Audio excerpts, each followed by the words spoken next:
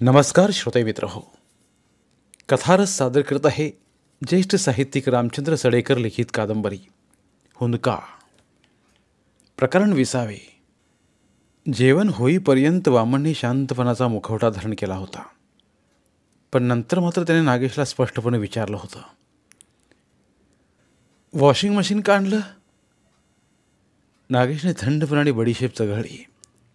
वामन असे काही विचारेल याची त्याला अपेक्षा होतीच. पप्पांना वाटलं भेट द्यावंसं. भेट, एकदा टी व्ही, एकदा वॉशिंग मशीन,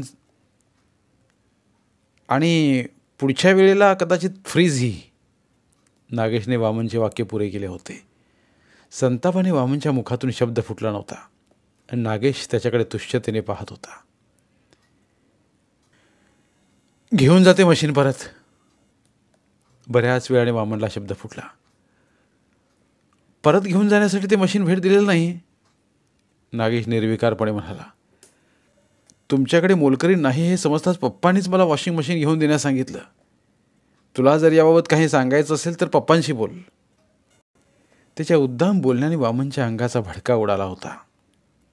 नागेशला प्रत्युत्तर केलं नव्हतं त्यानं, आणि वामनही शंतनुरावांना फोन करून विचारू शकणार नाही हे माहीत असल्यानं नागेशने केवळ त्याचा उपहास केला होता.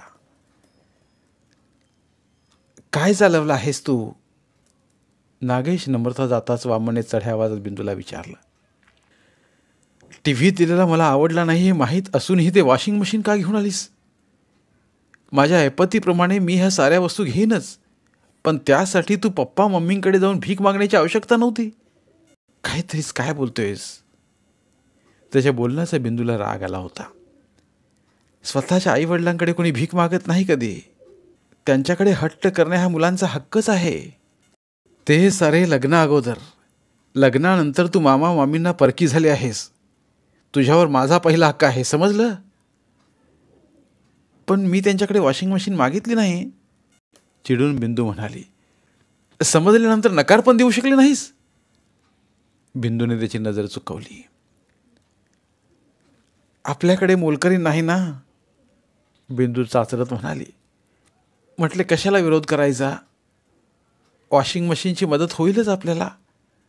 मला तर कामाचा कंटाळा आहे आणि तुझ्यावर कामाचा खूप भार पडतो. मी तक्रार केली का कधी तुझ्याकडे? अशा जर भेटी त्यासुद्धा 10-10 हजाराच्या सारख्या येत राहिल्या तर कदाचित मी वेडा होईना. चालेल तुला? काय असंबंध बोलतोस? कासावीस होऊन बिंदू म्हणाली.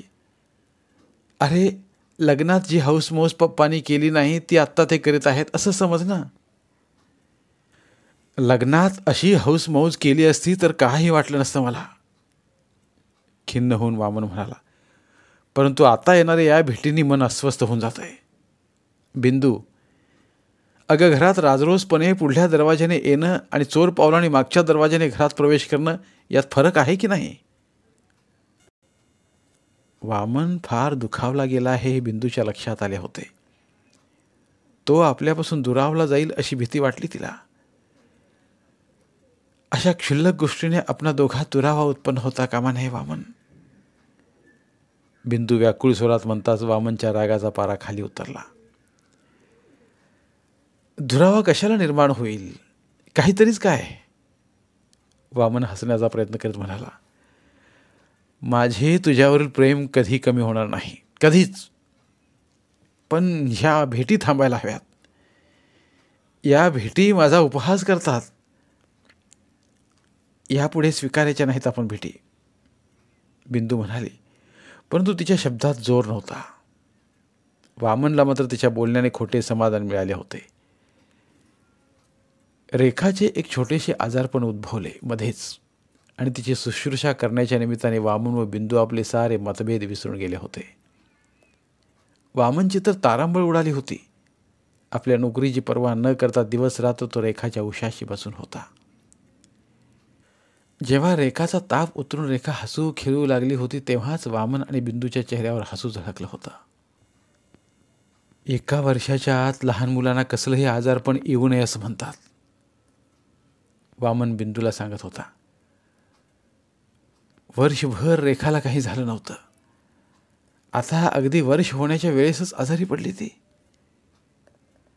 बिंदूने प्रेमाने वामनच्या मांडीवर झोपून खेळणाऱ्या रेखाकडे पाहिलं. माझीच दृष्ट लागली असावी तिला, वामन म्हणाला. चल, काहीतरीच विचार येतात तुझ्या मनात, बिंदू मानेला झटका देत म्हणाली. रेखा अगदी तुझ्यासारखी दिसते नाही? अचानक वामनने विचारलं. बिंदू हसली. मोठी झाली की मला वाटतं तुझंच रूप घेणार ती. वामनच्या शब्दांतून अभिमान डोकावत होता. वामनने मायेने रेखाच्या डोक्यावरून हात फिरवला आणि मग बिंदूची चेष्टा करण्याची लहर आली त्याला. बिंदू, आता रेखाला खेळायला भाऊ नको का? त्याच्या बोलण्याने बिंदूचे बोलके डोळे विस्पारले गेले होते. वामन, बिंदूने त्याच्या पाठीत एक लाडीक धपाटाच घातला. वामन तिच्या आविर्भावाने खो खो हसला आणि तो हसला म्हणून आपले तोंडाचे बोलके दाखवीत रेखाही गोड हसली. तिचा पहिला वाढदिवस जवळ आला आहे वामन, बिंदू म्हणाली. तो साजरा करणार आपण. माझे वाढदिवस कधी कोणी साजरे केले नाहीत, पण माझ्या रेखा राणीचा प्रत्येक वाढदिवस साजरा केला जाणार, अगदी जंगी. वामनचं बोलणं समजल्याप्रमाणे रेखाने टाळ्या वाजवून आपला आनंद प्रदर्शित केला होता. रेखाच्या वाढदिवशी वामनने संपूर्ण घर सजवले होते. फुगे, पताका यांची तोरणे आणि गुच्छ लटकवले होते. वाढदिवसाला सारे निमंत्रित हजर होते. मिस्टर फर्नांडिस फोटो काढण्याची जबाबदारी सांभाळत होते. जेव्हा हॅपी बर्थडे रेखा असा गजर झाला तेव्हा वामनचे हृदय आनंदाने भरून आले होते. हा क्षण आपल्या आयुष्यात उगवेल याची खात्री नव्हती त्याला, परंतु प्रत्यक्षात तो क्षण साकार होऊन त्याच्यासाठी आनंद घेऊन आला होता. वामन स्वतः खुश होता आणि बिंदूचीही खुशी आपल्या डोळ्यात साठवीत होता. समारंभ संपता सारे निघून गेले होते. फक्त घरचीच मंडळी राहिली होती. त्यावेळी स्त्री सुलभ उत्सुकतेपोटी बिंदूने शंतनूरावांना विचारले होते, पप्पा, पहिल्या वाढदिवसाला आजोबांनी काय भेट दिली आहे नातीला? शंतनूरावांनी रेखाला कडेवर उचलून घेतले होते. तिचे लाड करताना त्यांना पाहून वामनला समाधान वाटले होते. रेखाला शंतनूरावांनी छातीशी धरले असताना ती त्यांचे केस ओढत होती, फटाफटा त्यांना मारत होती आणि शंतनूरावही कौतुकाने तिचा बालसुलभ नटखटपणा सहन करीत होते. काय पाहिजे आमच्या छोकरीला? शंतनूरावी रंगात आले होते. तुला तुला फ्रीज आवडेल? दररोज आईस्क्रीम करून खायला मिळेल. पण मामा, फ्रीजचा उल्लेख होताच वामन अस्वस्थ झाला होता. शंतनूरावांनी फक्त त्याच्याकडे नजर वळीताच वामन गप्प बसला होता. त्याचा सारा उत्साह क्षणात मावळला होता. सारे जाण्यासाठी उठताच बिंदूने वामनच्याच उपस्थितीत शंतनूरावांना सांगितले, पप्पा, फ्रीज नको. वामनला तुम्ही अशा भेटी दिलेल्या आवडत नाहीत. तूही त्याच्या नादाला लागून काहीतरी बोलू नकोस. शंतनूरावांनी उलट फटकारले होते तिला. काय वाईट आहे यात वामन? वामन खाली मान घालून उभा राहिला होता. वडिलांनी मुलीला, नातीला किंवा सासऱ्याने जावयाला भेटवस्तू देणे यात गैर काही नाही आहे. तू कशाला कमीपणा वाटून घेतो आहेस? अरे, तुमच्या लग्नात मी काहीच खर्च केला नाही, तो आत्ता करतो आहे. यात गैर काय आहे? मला काही 10-12 मुलं बाळं नाहीत, फक्त एक मुलगा आणि एक मुलगी. मी त्यांच्यासाठीच पैसा मिळवला आहे आणि त्यांच्यासाठीच खर्च करतो आहे. जगावेगळे काही केलेलं नाही आहे मी. साध्या गोष्टीचा तू उगाच बाऊ करतो आहेस. तुझ्या मनात काही विकल्प असेल तर तो काढून टाक. आम्ही काढून टाकलेला आहे. नागेशही तुझा मित्र होण्यास तयार आहे. झाले गेलेले सारे विसरून जा तू. मला तुम्हा सर्वांना सुखात, आनंदात पाहायचं आहे. शंतनूरावांनी वामनच्या पाठीवर थोपटले आणि ते इतरांसह निघून गेले. वामन पुतळ्यासारखा उभा राहिला होता. स्वतःच्या भिडस्त स्वभावाची त्याला चीड आली होती. आपण स्पष्ट शब्दात शंतनूरावांना नकार का देऊ शकलो नाही याचंच वाईट वाटलं होतं त्याला. शंतनूरावांनी केलेले भाषण, उपदेश त्याला नाटकी वाटले होते. आपल्या परिस्थितीची केळकर कुटुंबियांनी पुन्हा एकदा खिल्ली उडवली असेच वाटले होते त्याला. त्याला नगण्य ठरविल्यागतच सारे केळकर वागत होते. अपमानाचे कड आतले आत जिरवणे त्या क्षणी वामनला फार कठीण गेले होते. सर्वांना निरोप देऊन बिंदू जेव्हा घरात परत आली तेव्हा रेखाच्या कोमल हाताने तो आपले अश्रू पुसण्याचा अयशस्वी प्रयत्न करीत होता. फ्रीज पाहून मिसेस फर्नांडिसचे डोळे विस्फारले गेले होते. वाह, सुंदर दिसता, सहजपणे त्या उद्गारल्या होत्या. फ्रीज त्यांना आवडलेला पाहून बिंदू खुश झाली होती, पण वामनने मिसेस फर्नांडिसकडे अजिबात लक्ष दिले नव्हते. रेखाचा पायगुण आहे हा, बिंदू कौतुकाने म्हणाली. या रेखामुळेच तुझे आऊस बापूस तुझ्या हजबंडवर खुश आहेत. नाटकीपणे भुयावर उचलीत मिसेस फर्नांडिस क्षणभर थांबल्या आणि मग म्हणाल्या, आता फक्त VCRचीच कमी असा, तो पण लवकरच येईल आंटीची. वामन मध्येच उपरोधाने म्हणाला. मिसेस फर्नांडिसचा स्वर त्याला आवडला नव्हता. सासऱ्याकडून साऱ्या वस्तू घेतो म्हणून ही बाई आपल्याला टोचून बोलते आहे असा त्याचा ग्रह झाला होता, आणि तो खराही होता. फर्नांडिस आंटीवर चिडायला काय झालं होतं तुला? मिसेस फर्नांडिस जाताच बिंदूने वामनला विचारलं होतं.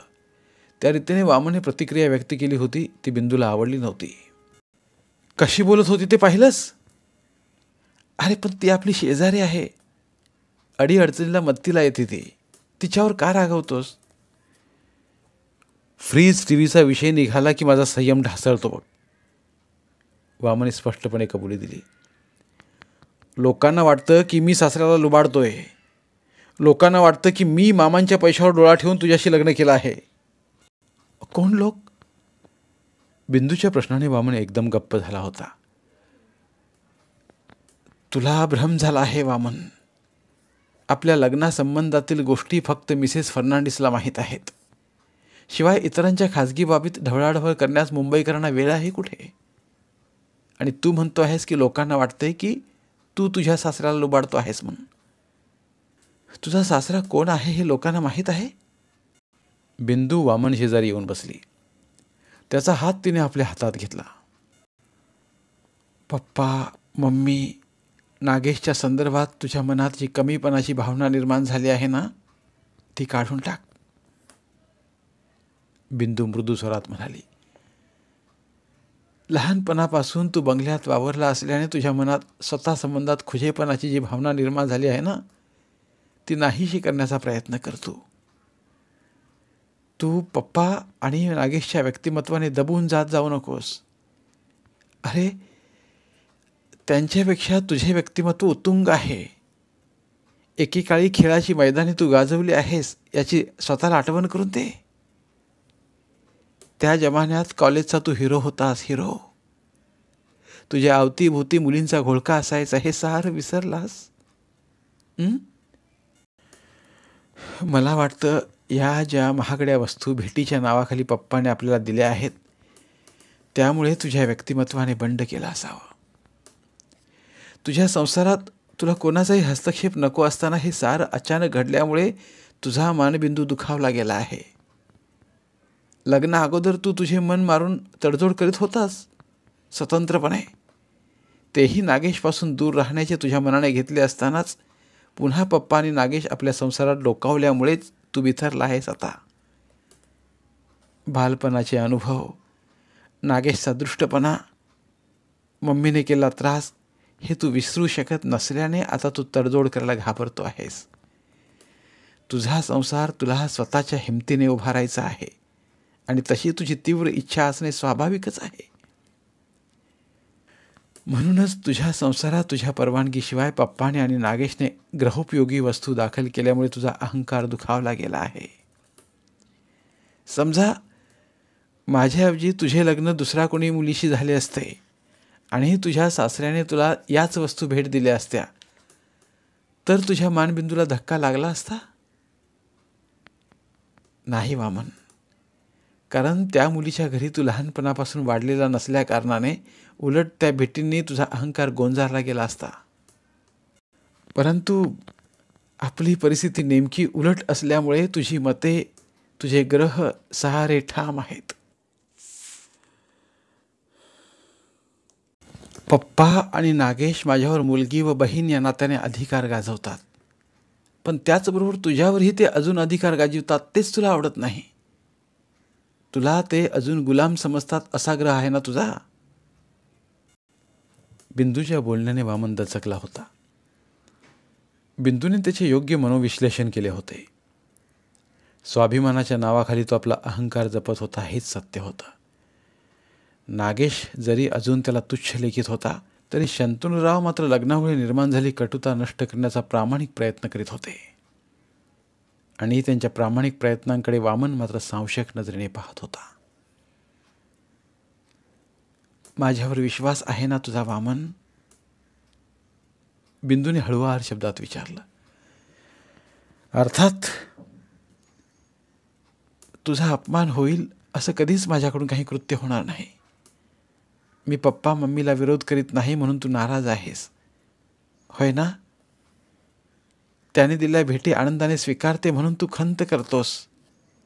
पण वामन, पप्पा मम्मींनी आपल्या लग्नाला विरोध केला होता. त्या अपराधाचे क्षालन ते या भेटी देऊन करीत असताना त्यांचा हिरमोड करणं जीवावर येतं बघ. अखेर त्या वस्तू आपल्याही उपयोगाच्याच आहेत. कशाला नाकारायचे आपण? स्वतःच्यात सोयीचं तत्वज्ञान तयार केलं आहेस तू, वामन म्हणाला. हे सोयीस्कर तत्वज्ञान नव्हे. तू चिडचिड केल्यानंतर विचार करून मी माझी मते बनवली आहेत, बिंदू नम्रपणे म्हणाली. वाईट बोलू नये, पण तुझ्या समजुतीसाठी सांगते. समज पप्पा मम्मीचा मृत्यू झाला. बिंदू, काहीतरीच. मी फक्त उदाहरण देते आहे. उलट माझं आयुष्यही त्यांना लाभो अशी परमेश्वराकडे प्रार्थना करीन मी. नकळत भविष्यवाणी बोलून गेली होती बिंदू. आणि पप्पांनी मृत्यूपत्रात माझ्यासाठी काही रक्कम ठेवली असेल तर केवळ तुझे ते मामा लागतात आणि लहानपणापासून त्यांच्या बंगल्यावर राबला आहेस म्हणून आपण नाकारायची. वामनने नकारात्मक मान हलवली. तीही भेटच आहे, पण त्यांनी ती मरणोत्तर आपल्याला दिली असेल आणि आता स्वतःच्या हयातीतच ते आपल्या भेटी देऊन त्यातून आनंद मिळवू पाहत आहेत. बिंदू सांगत होती. मी त्यांची लाडकी आहे रे. आपल्या लग्नाला त्यांनी केलेला विरोध हा क्षणिक होता. मला फक्त एवढंच सांगायचं आहे की तू उगाच मनस्ताप करून घेऊ नकोस रे. तुझे मनस्वास्थ्य हरवले की या घराचे स्वास्थ्य हरपते. हल्ली तू अबोला धरलास की माझाही जीव घाबरा होतो रे. पूर्वीची फाड बोलणारी बिंदू राहिली नाही आहे मी. ही बिंदू फार हळवी झाली आहे. शब्दांनी ती रक्तपंबाळ होतेच, परंतु अबोल्यानं तर तिचे सारे शरीर ओरबाडून निघते रे. तिच्या बोलण्याने वामनच्या काळजावर ओरखडा निघाला होता. आवेगाने त्याने तिला आपल्या बाहुपाशात लपेटले होते. त्याच्यासाठी तिने सर्व सुखांना ठोकरले होते याची नव्याने जाणीव झाली होती त्याला. त्याच्यावर प्रेम करणारी बिंदू स्वतःच्या पप्पा मम्मीचे संबंधही जपण्याची कसरत करीत होती. वामनला तिच्याबद्दल उचबळून आले होते. दोघेही एकमेकांना बिलगून खूप वेळ तसेच बसून राहिले होते. धन्यवाद. उर्वरित कादंबरी पुढील भागात. धन्यवाद. प्रिय श्रोते मित्र हो, आपल्यासाठी एक आवाहन. आमच्या चॅनलच्या प्लेलिस्ट विभागात तुमच्यासाठी शेकडो कादंबऱ्यांचे ऑडिओ बुक्स उपलब्ध आहेत. तिथे प्रत्येक कादंबरीचे सर्व भाग एकत्रित मिळतील. त्यामुळे सध्या सुरू असलेल्या क्रमशः कादंबरीच्या पुढील भागासाठी वाट पाहण्याची गरज नाही. तुमच्या वेळेनुसार तुम्ही संपूर्ण कादंबरी सलगपणे ऐकू शकतात आणि साहित्याचा आस्वाद घेऊ शकता. कृपया आमच्या चॅनलच्या होमपेजवर जाऊन प्लेलिस्ट चेक करा आणि तुमची आवडती कादंबरी निवडा. धन्यवाद.